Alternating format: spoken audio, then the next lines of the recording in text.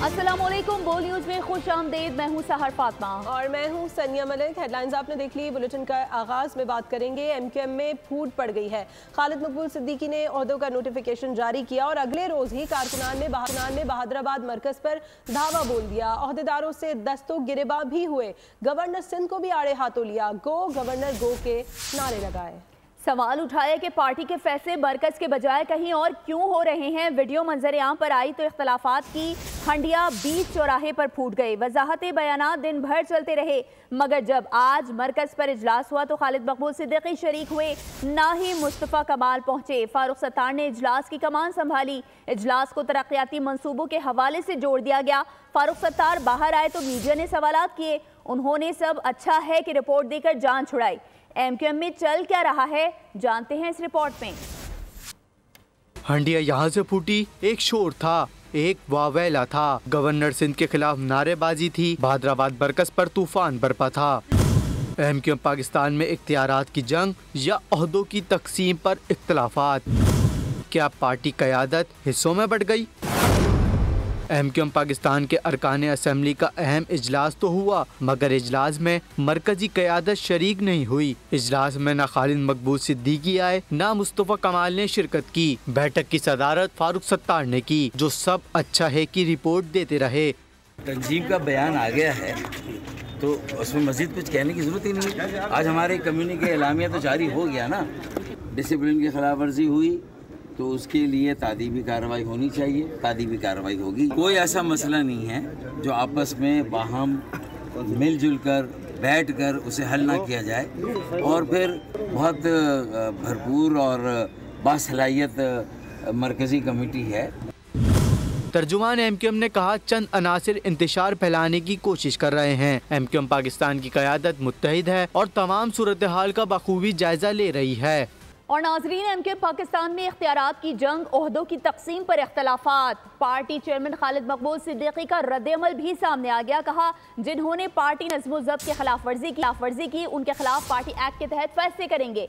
कल का वाक़या अफसोसनाक है। मामले को तंजीमी नज़्म-ओ-ज़ब्त के मुताबिक देखेंगे ताकि इस तरह वाक़या दोबारा रोनुमा ना हो। उन्होंने मजीद कहा कि कामरान खान टिसोरी एमक्यूएम के गवर्नर हैं और गवर्नर ही रहेंगे। मुझ समेत पूरी पार्टी का उन पर एतमाद है। और पार्टी में इख्तलाफात की खबरें। मुस्तफ़ा कमाल का बयान भी सामने आ गया। वो बहादुराबाद पहुंचे, मीडिया से गुफ्तगू में कहा, एमक्यूएम पाकिस्तान में कोई इख्तलाफात नहीं है। पार्टी में जो हो रहा है इससे बहुत खुश हूँ। किसी से कोई इख्तलाफ नहीं। ओहदे कोई अहमियत नहीं रखते। अवाम ने जो मैंडेट दिया उसके मुताबिक उनके मसाइल हल करें। आगे बढ़ते हुए खबर शामिल करेंगे खैबर पख्तूनख्वा से, जहां सिक्योरिटी फोर्सेस की 2 मुख्तलिफ कार्रवाइयों में 7 खारजी जहानुम हासिल कर दिए गए हैं। डीआई खान के इलाके मुड्डी में ऑपरेशन के दौरान 2 खवारिज हलाक जबकि 2 जख्मी हुए। ISPR ने बताया, दूसरा इंटेलिजेंस बेस्ड ऑपरेशन शुमाली वज़ीरिस्तान के इलाके मीर अली में किया गया। 4 खवारिज हलाक, 3 जख्मी हुए। इलाके में दीगर दहशतगर्दों की तलाश के लिए क्लियरेंस ऑपरेशन जारी है। सिक्योरिटी फोर्सेस दहशतगर्दी के खात्मे के लिए पुरअज़्म है। अफसोसनाक खबर शामिल करेंगे शहर कायद से, जहां बदमस्त डंपर और ट्रक ड्राइवर्स हत्थे से उखड़ चुके हैं। एक और शहरी को कुचल दिया। मकतूल हसनैन अपनी बहन को मेडल जीतने पर ट्रीट देने बाहर निकला, लेकिन घर उसकी लाश आई। हसनैन 2 बहनों का इकलौता भाई था। बहन तशवीशनाक हालत में अस्पताल में जेर इलाज है। उधर कोरंगी ट्रैफिक हादसे की FIR दर्ज कर ली गई। डंपर्स और वाटर टैंकर का खौफनाक खेल। कराची की सड़कों पर खून ही खून है। खुशियां गम में बदल गई। मेडल जीतने पर भाई की बहन को ट्रीट अधूरी रह गई। कातिल डंपर ने नौजवान को रौंद डाला। वाक़या शाह लतीफ टाउन में पेश आया। बहन भाई डंपर ड्राइवर की अंधाधुंध ड्राइविंग का शिकार हो गए। जख्मों की ताब न लाते हुए हसनैन दम तोड़ गया। बहन अस्पताल में जेर इलाज है। मरने वाला घर का अकलौता बेटा और 2 बहनों का भाई था। हसनैन लाडली बहन को मेडल जीतने पर ट्रीट देने घर से निकला था। दोस्त ओवैस अफसोसनाक वाक़या सुनाते हुए जज्बात पर काबू न रख सका। वो अपनी बहन के साथ आ रहा था। चैम्पियनशिप से उसकी बहन मेडल जीती थी, तो वापसी में उसने अपनी बहन को खाना खिलाने का कहा, तो उसकी वजह से जो है रास्ते में आ रहे थे, उसका एक्सीडेंट हुआ। डंपर वाले ने जो है उसको हिट किया, उसमें वो शहीद हो गया। आए रोज के हादसात पर शहरी भी फट पड़े। हुकूमत से डंपर और वाटर टैंकर्स पर पाबंदी का मुतालबा कर दिया। कोचों का बंद किया है, अभी डंपरों का भी बंद कर दे। बड़े टैंकर वगैरह होते हैं उनके ऊपर पाबंदी लगनी चाहिए रात 8 बजे के बाद। दावे के दावे धरे रह जाते हैं, यहाँ पे आते हैं वोट लेते हैं और चले जाते हैं। पैसे दे के छोड़ दिया जाता है, ये नहीं किया जाए, पे सख्ती की जाए, ये लोगों की जानें चली जाती हैं। ये दूसरी जानिब हफ्ते के रोज कोरंगी में भी डंपर ने 3 अफराद को रौंद डाला था, जिसके बाद सूरत हाल कशीदा हो गई थी। मुश्तैल शहरियों ने डंपर को आग लगा दी। वाक़े की FIR शौकत नामी शख्स की मुदायत में दर्ज कर ली गई। और कराची के इलाके वलीका चौरंगी पर 1 फरवरी को फैक्ट्री मुलाजिम को कुचलने वाले टैंकर के ड्राइवर साजिद महमूद ने अदालत से जमानत हासिल कर ली है। CCTV फुटेज की मदद से ड्राइवर को गिरफ्तार किया गया था। फैक्ट्री मुलाजिम राहील चाय खरीदने के लिए फैक्ट्री से बाहर निकला था, जिसे वाटर टैंकर ने कुचल दिया था। और डंपर ड्राइवर्स नशे के आदी हैं, कोई पूछने वाला नहीं। कराची के शहरी ट्रैफिक हादसात में अमवात पर फट पड़े। हुकूमत से डंपर और वाटर टैंकर पर पाबंदी लगाने का मुतालबा कर दिया। बड़े गाड़ियों को नहीं छोड़ना चाहिए शहर में, पहले कोचों का बंद किया है, अभी डंपरों का भी बंद कर दे। बड़े टैंकर वगैरह होते हैं उनके ऊपर पाबंदी लगनी चाहिए रात 8 बजे के बाद। जो गवर्नमेंट ने पॉलिसी निकाली उस पर अमल दरामद होना। दावे के दावे धरे रह जाते हैं, यहाँ पे आते हैं वोट लेते हैं और चले जाते हैं। आवाम का कोई नहीं, आवाम का सिर्फ फल्ला है भाई। पैसे दे के छोड़ दिया जाता है, ये नहीं किया जाए, पे सख्ती की जाए, ये लोगों की जानें चली जाती हैं, ये लोग नशे करके गाड़ियाँ चला रहे होते हैं। कराची में ट्रैफिक के बढ़ते हादसात, सिंध हुकूमत ने दिन के औकात में शहर में डंपर्स के दाखिले पर पाबंदी आयद करने का फैसला कर लिया। डंपर्स को रात 11 से सुबह 6 बजे तक शहर में दाखिले की इजाज़त होगी। Sindh solid waste management board को 3 माह के अंदर रात के वक्त में ऑपरेशन करने का हुक्म दे दिया। शहर में चलने वाली तमाम बड़ी गाड़ियों और ड्राइवर्स की फिजिकल वेरिफिकेशन करने का भी फैसला किया गया है। गाड़ियों को महकमा ट्रांसपोर्ट से QR कोड लगाकर सर्टिफाइड किया जाएगा। वाटर बोर्ड के टैंकर्स की भी 1 माह में इंस्पेक्शन की जाएगी। मोटरसाइकिल सवारों के लिए आगाही मुहिम चलाई जाएगी। ट्रैफिक की खिलाफ वर्जी पर चालान में 4 गुना इजाफा भी होगा। तो दूसरी जानिब कराची में पुलिस गर्दी के शिकार ताजिर वकास की पुलिस से तल्ख कलामी की CCTV फुटेज सामने आ गई है। पुलिस की हिरासत में वकास के जाँ बहक होने के हवाले से तहकीकात शुरू कर दी गई। जाँ बहक वकास 10 माह के बच्चे का बाप था।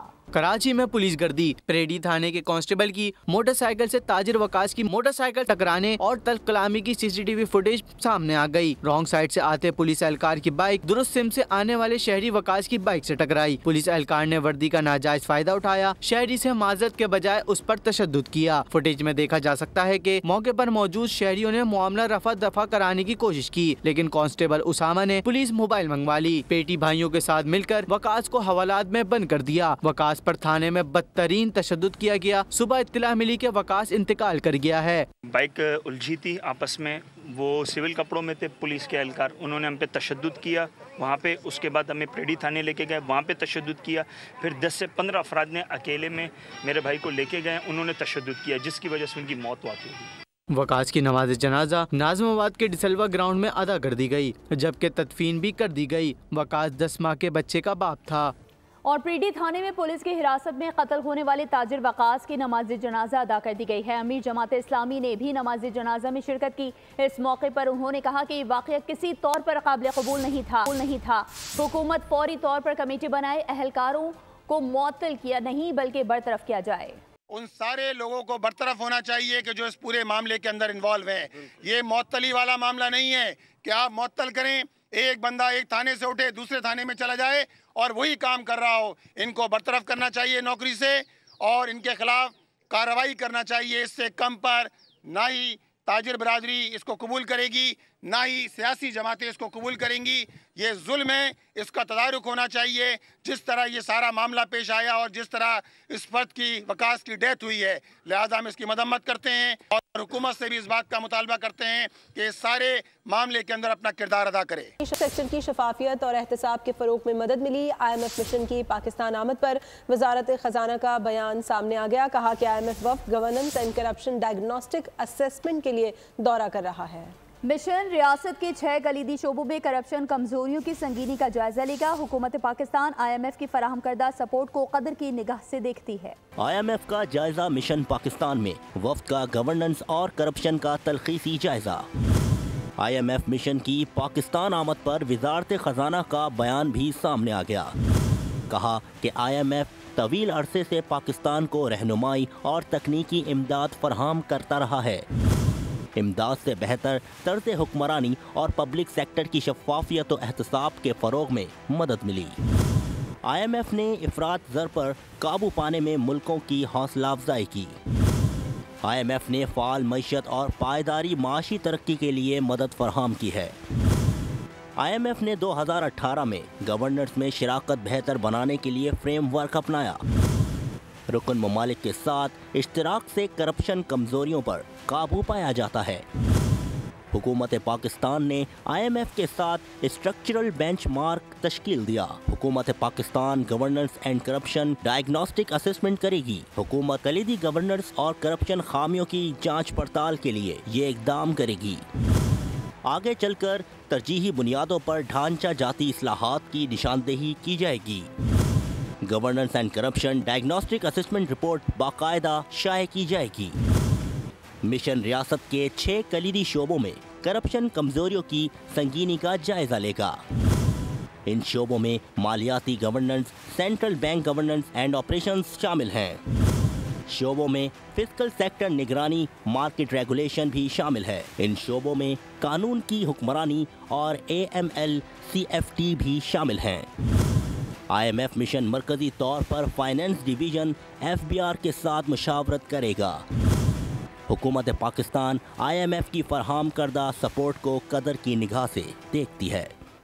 पाक बहरिया के ज़ेर एहतमाम नवी कसीरुल कौमी बहरी मश्क अमन 2025 में पाक बहरिया ने इंसदाद दहशतगर्दी की मशकों का अमली मुजाहरा किया।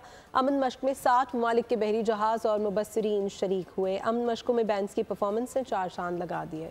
हेलीकॉप्टर्स, स्नाइपर्स, स्पेशल फोर्सेस की जानिब से हरबी सलाहियतों का शानदार मुजाहरा। पाक बहरिया के ज़ेर एहतमाम नवी कसीरुल कौमी बहरी मश्क अमन 2025 ने शुरा को दंग कर दिया। पाक बहरिया ने इंसदाद दहशतगर्दी की मशकों का अमली मुजाहरा पेश किया। पाक बहरिया के जवान हेलीकॉप्टर से रस्सियों के जरिए साहिल पर उतरे, दहशतगर्दों के ठिकाने के खिलाफ कार्रवाई का मुजाहरा किया। अमन मशकों में बैंड्स की परफॉर्मेंस ने 4 चांद लगा दिए। पाकिस्तान नेवी, आर्मी, रेंजर्स और पुलिस बैंड ने अपने फन का मुजाहरा किया। श्रीलंकन म्यूजिक बैंड ने भी रिवायती धुनें पेश की। अमन मश्क के तीसरे रोज अमन डायलॉग के इफ्तिताही सेशन से खिताब के दौरान वजीर दिफा ख्वाजा आसिफ ने कहा, समंदरी तिजारत को तहफ़्फ़ुज़ फराहम करना हम सब की मुश्तरका जिम्मेदारी है। The era of globalization, rapidly evolving technologies, transition in world power structure, growing threats from non-state actors have made it obligatory for us to sit together, discuss our challenges together, learn from each other and formulate strategies for the common good of our people. Navy's role in maritime economy indicates the need and relevance of a strong Navy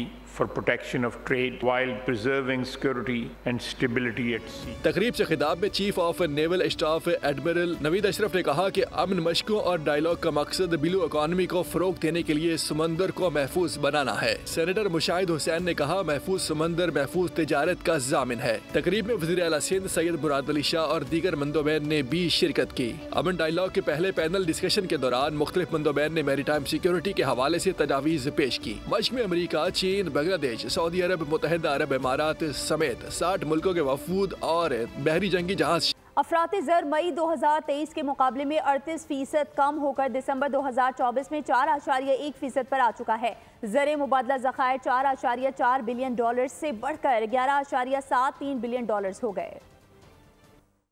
ये 11 महीनों में जो पाकिस्तान में इस्लाहात की गई हैं उनका जायजा लिया गया है इस रिपोर्ट में, जिसमें कोई 120 से ज्यादा इस्लाहात की गई हैं। रिपोर्ट 11 महीनों की पूरी परफॉर्मेंस सामने लेके आती है, जबकि जो इंटरनेशनल रिपोर्ट्स आती हैं इदारों की तरफ से वो उसके अंदर जनवरी से मई तक का सिर्फ डेटा होता है, जिसकी वजह से सही असेसमेंट जो है वो सामने नहीं आ पाती गवर्नमेंट की। तो इस रिपोर्ट में आपको जनवरी से लेके फरवरी तक की जो है जो लास्ट इत्तलात हुई हैं वो सारी शामिल की। ये 11 महीनों में जो पाकिस्तान में इस्लाहात की गई हैं उनका जायजा लिया गया है इस रिपोर्ट में, जिसमें कोई 120 से ज्यादा इस्लाहात की गई हैं। रिपोर्ट 11 महीनों की पूरी परफॉर्मेंस सामने लेके आती है, जबकि जो इंटरनेशनल रिपोर्ट्स आती हैं इदारों की तरफ से वो उसके अंदर जनवरी से मई तक का सिर्फ डेटा होता है, जिसकी वजह से सही असेसमेंट जो है वो सामने नहीं आ पाती गवर्नमेंट की। तो इस रिपोर्ट में आपको जनवरी से लेके फरवरी तक की जो है जो लास्ट इत्तलात तो ही है वो सारी शामिल की गई। मैं हमेशा कहता हूँ कि गवर्नमेंट और अथॉरिटीज और स्टेट एज होल हमेशा कोई ना कोई काम कर रही होती है। जो तरक्की पजीर ममालिक हैं उनमें ऐसा लगता है कि कोई अहाता नहीं किया जाता कि what is the work that is being done by the local people. So in that regard it's a good report, पर इस रिपोर्ट की एक शॉर्ट कमिंग ये है कि ये quality of work, breadth of work और जिसे कहेंगे डेप्थ ऑफ वर्क पे कोई कमेंट नहीं कर रही। यानी कि खेल की बात करते हुए आपको बताएं, पाकिस्तान बॉक्सिंग फेडरेशन के ज़रिए तमाम कराची में नेशनल बॉक्सिंग चैंपियनशिप का शानदार आगाज़। पाक फौज के ताउन से मुनक़िदा मुकाबलों का आगाज़ कल से होगा। पाकिस्तान बॉक्सिंग फेडरेशन के ज़रिए एहतमाम कराची में नेशनल बॉक्सिंग चैंपियनशिप का शानदार आगाज। बॉक्सिंग चैंपियनशिप के मुकाबले 10 फरवरी से 15 फरवरी तक Karachi port trust sports complex Lyari में जारी रहेंगे। पाकिस्तान बॉक्सिंग फेडरेशन की जानिब से शायकीन के लिए पुरजोश मुकाबलों को देखने का शानदार इंतजाम भी किया गया है। बॉक्सिंग चैंपियनशिप में 14 टीमें हिस्सा लेंगी और 200 से ज्यादा मैचेस होंगे। हर वेट कैटेगरी की टीम में 10 मेल जबकि 8 फीमेल बॉक्सर्स हिस्सा लेंगी। 140 मेल बॉक्सर्स और 112 फीमेल बॉक्सर्स हिस्सा ले रही हैं। मुकाबले पाकिस्तान बॉक्सिंग फेडरेशन और वर्ल्ड बॉक्सिंग के मुजवजा कावानीन के मुताबिक मुनाकिद किए जा रहे हैं। मुकाबलों को देखने के लिए कराची के अवाम पुरजोश हैं। खबर शामिल करेंगे लाहौर से, जहां हॉर्स एंड कैटल शो 2025 का इफ्तिताह हो चुका है। इवेंट में वज़ीर आज़म मोहम्मद शहबाज शरीफ और वज़ीर आला पंजाब मरियम नवाज शरीफ ने खुसूसी शिरकत की। लाहौर में हॉर्स एंड कैटल शो 2025 का रंगारंग इफ्तिताह प्रोग्राम लाहौर के फोर्ट रेस स्टेडियम में मुनक्किद हुआ। इवेंट में वज़ीर आज़म मोहम्मद शहबाज शरीफ और वज़ीर आला पंजाब मरियम नवाज ने खुसूसी शिरकत की। वज़ीर आज़म मोहम्मद शहबाज शरीफ की इजाज़त से शो का आगाज हो गया। इसके साथ ही बोल न्यूज़ से फिलहाल इतना ही। किसी भी खबर की तफसील के लिए विजिट कीजिए हमारी वेबसाइट boldnews.com और देखते रहिए बोल। सब्सक्राइब करें और बेल दबाएं ताकि कोई खबर रह न जाए।